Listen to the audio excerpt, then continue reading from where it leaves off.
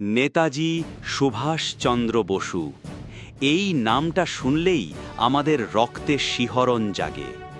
তোমরা আমাকে রক্ত দাও, আমি তোমাদের স্বাধীনতা দেব, এই একটা আওয়াজেই যিনি গোটা ব্রিটিশ সাম্রাজ্যের ভিত কাঁপিয়ে দিয়েছিলেন। কিন্তু বন্ধুরা, আপনারা কি জানেন, আজ আমরা যে আজাদ হিন্দ ফৌজের বীরত্বগাথা শুনি, তার শুরুটা হয়েছিল কলকাতার এক অন্ধকার রাতে। আজ 23শে জানুয়ারি, দেশ নায়কের জন্মদিন। আর আজকের এই বিশেষ দিনে আমি আপনাদের শোনাব নেতাজির জীবনের সেই অবিশ্বাস্য সত্য ঘটনা, যা দ্য গ্রেট এস্কেপ বা মহানিষ্ক্রমণ নামে পরিচিত। এলগিন রোডের বাড়ি, চারিদিকে সাদা পোশাকের ব্রিটিশ গোয়েন্দা, মাছি গলে যাওয়ার উপায় নেই। তার মাঝখান থেকেই কিভাবে অদৃশ্য হয়ে গেলেন সুভাষ, চলুন ইতিহাসের সেই রোমাঞ্চকর পাতাটা আজ উল্টে দেখা যাক। বন্দি দশায় থাকাকালীন সুভাষচন্দ্র এক গভীর মৌনতা অবলম্বন করলেন। তিনি দাড়ি রাখলেন এবং বাড়ির লোকদের জানালেন তিনি আধ্যাত্মিক সাধনা করছেন। কিন্তু এর আড়ালে তিনি তৈরি করছিলেন পালানোর এক নিখুঁত ব্লুপ্রিন্ট। এই পরিকল্পনায় তার প্রধান সঙ্গী ছিলেন তার ভাইপো শিশির কুমার বসু। 1940 সালের 25শে ডিসেম্বর, বড়দিনের রাতে সুভাষ শিশিরকে ডেকে বললেন, আমার একটা কাজ করতে পারবে? শিশির রাজি হতেই শুরু হলো প্রস্তুতির পালা।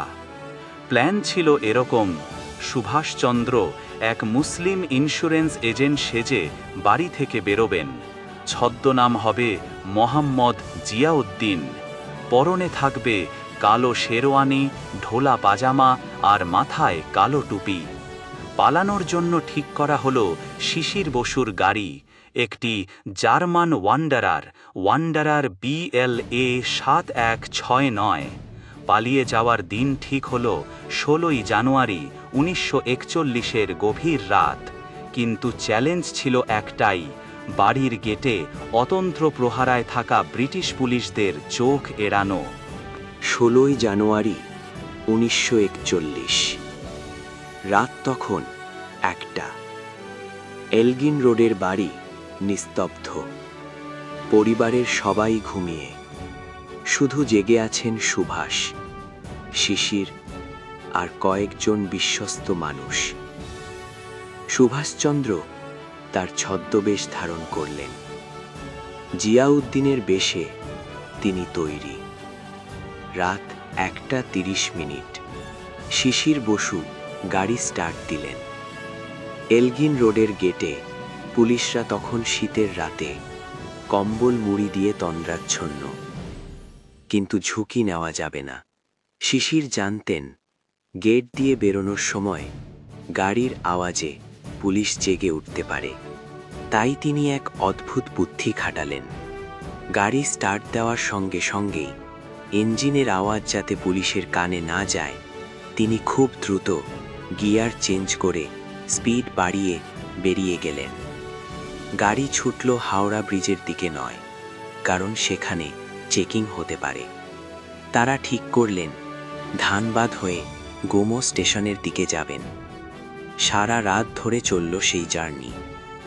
গাড়িতে বসে সুভাষচন্দ্র অনবরত সিগারেট খাচ্ছিলেন, টেনশন আর উত্তেজনায়। টান টান সেই মুহূর্তগুলো।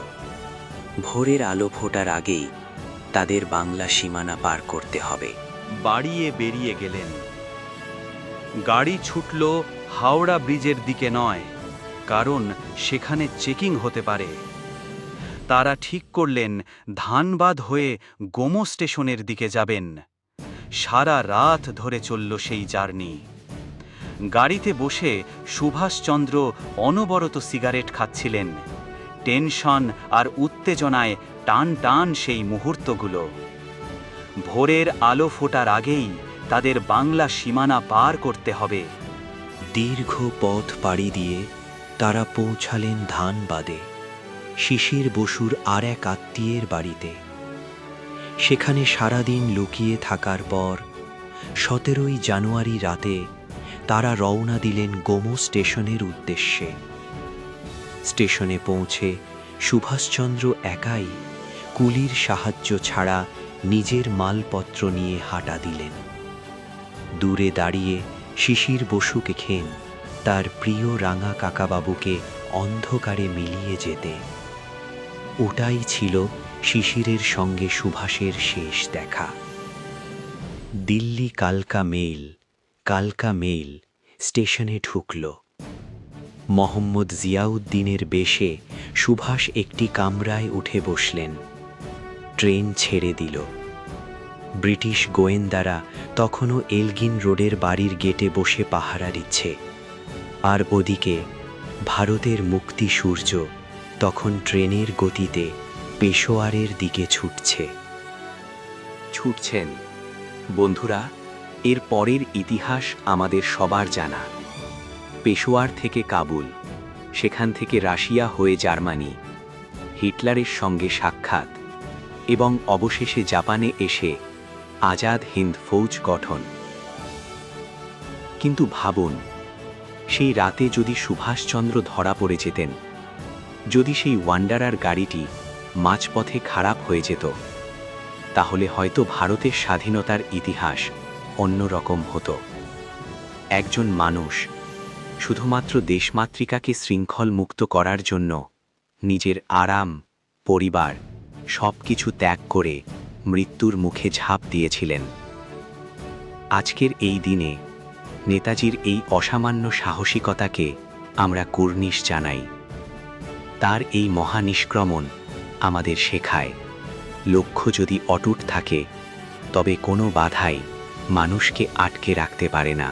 আজকের এই দিনে নেতাজির এই অসামান্য সাহসিকতাকে আমরা কুর্নিশ জানাই। তার এই মহানিষ্ক্রমণ আমাদের শেখায়, লক্ষ্য যদি অটুট থাকে তবে কোনো বাধাই মানুষকে আটকে রাখতে পারে না। নেতাজির জীবনের এই ঘটনাটি আপনার কেমন লাগলো কমেন্ট করে অবশ্যই জানান। আর ভিডিওটি ভালো লাগলে লাইক করুন এবং প্রতিটি বাঙালির কাছে শেয়ার করে দিন। আমাদের চ্যানেলে নতুন হলে সাবস্ক্রাইব করতে ভুলবেন না। দেখা হচ্ছে পরের ভিডিওতে। জয় হিন্দ।